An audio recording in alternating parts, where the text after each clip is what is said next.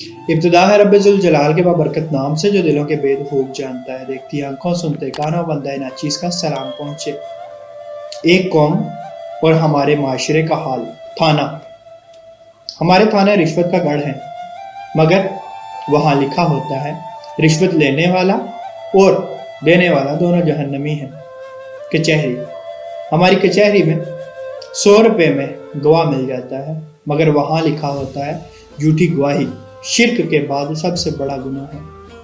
अदालत। हमारी अदालतों में इंसाफ नीलाम होता है, मगर वहां लिखा होता है लोगों के दरमियान हक के मुताबिक फैसला करो। दरसगाह। हमारी दरसगाहें जहालत बेचती हैं, मगर वहां लिखा होता है इल्म हासिल करो, माँ की गोद से लेकर कब्र की गोद तक। अस्पताल।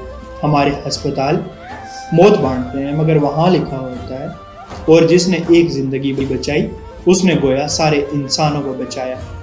बाजार। हमारे बाजार झूठ, खयानत, मिलावट के अड्डे हैं, मगर वहां लिखा होता है जिसने मिलावट की वो हम में से नहीं। मस्जिद।